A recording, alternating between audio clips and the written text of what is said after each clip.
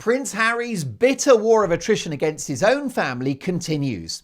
Just moments after news that King Charles is preparing spectacular celebrations in 2027 for Queen Camilla's 80th birthday celebrations, enter stage left his traitorous son Harry and an announcement that the next Invictus Games are to take place, wait for it, at the same time.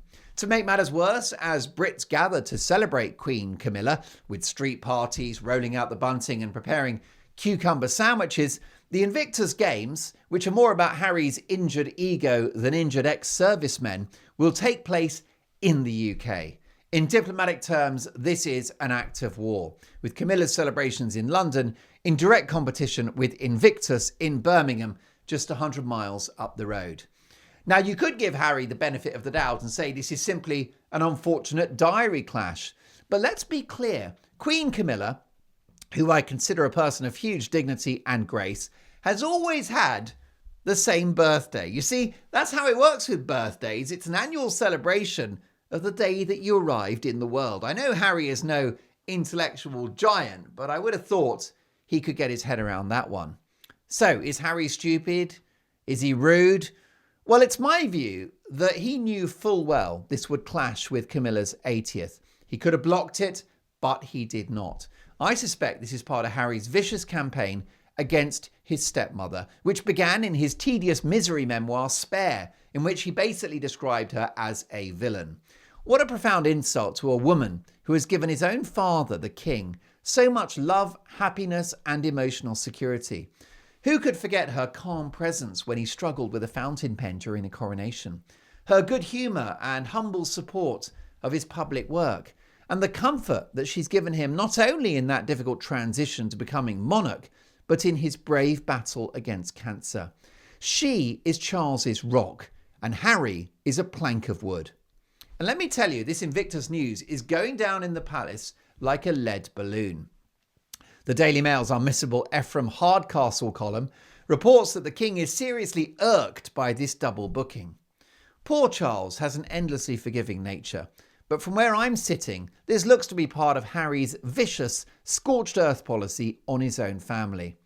It won't work, of course. The Queen's birthday celebrations in July 2027 will easily eclipse Prince Harry's 2-week festival of me. But the bad headlines just keep coming for Harry, as the US Department of Homeland Security have agreed to release 3 critical parts of Prince Harry's visa application, which could confirm that he breached the rules by entering America without disclosing his previous drug use.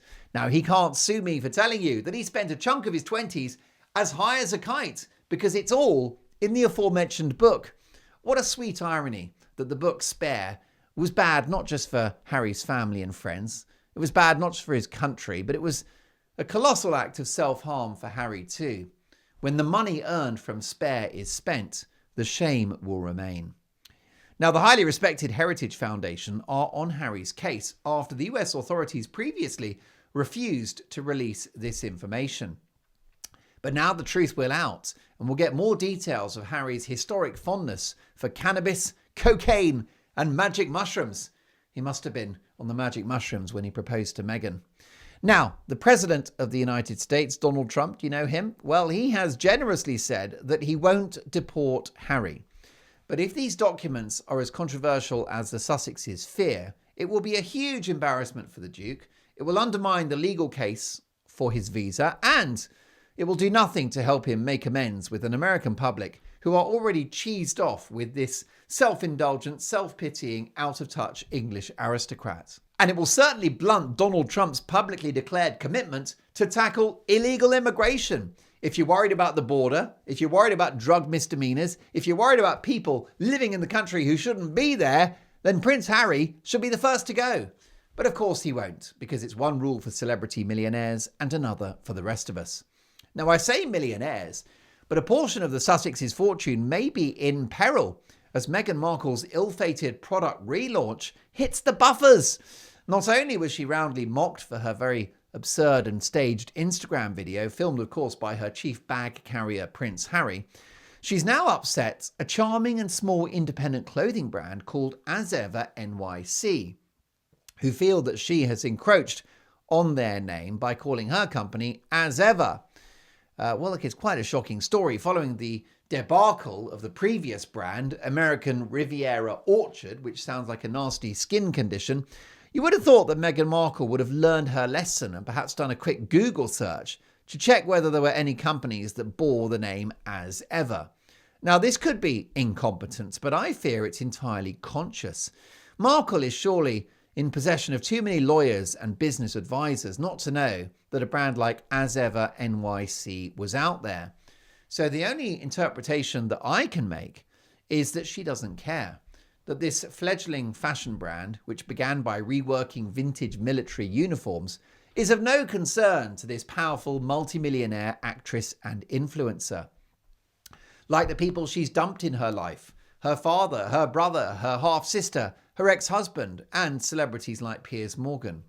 So Meghan can cast aside the concerns of a small clothing firm trying to make ends meet with their original and quirky designs. As if NYC have had a huge outpouring of support from loyal customers and those unfamiliar with the brand. People are shocked and saddened by how this intellectual and corporate land grab has threatened this small company. Well, I think a lot more people will be buying As Ever NYC clothes from now on. Look at some of these gorgeous outfits. Aren't they nice? That would be money far better spent than Meghan's ridiculous scented candles, bath salts, and strawberry jam. But the trouble does not stop there. Meghan has also been accused of copying a small Spanish town's coat of arms in her rebrand. Her new logo is comprised of a palm tree with two hummingbirds flapping their wings on either side. However, a small Mallorcan village, Porreres, in Spain, is now hitting back over similarities with their town's official symbol. Porreres' coat of arms also features a palm tree with a bird on each side. Speaking to the press, the angry local mayor claimed that As Ever's logo is a total copy of their coat of arms. The mayor says they can't afford to sue, but plan to ask Meghan to remove the logo, as the design has been a meaningful symbol for Porreres since 1370. Good luck with that. What Meghan wants, Meghan gets. And speaking of products, it seems Meghan Markle can give up any hope of adding to her exclusive line in children.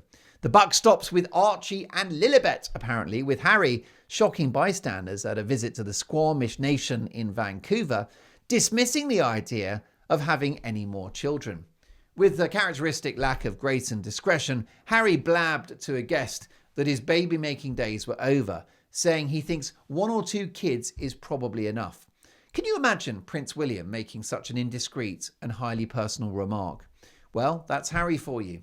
The Sussexes are living increasingly separate lives and look increasingly like different people, and the decision of no more kids will get tongues wagging about the state of their marriage. But whether it's the Invictus Games diary clash or Meghan's ruthless business tactics, these two do still have one thing in common. They're both very good at annoying anyone that crosses their path. No one deserves the wrath of Harry and Meghan, but these two numpties definitely deserve each other.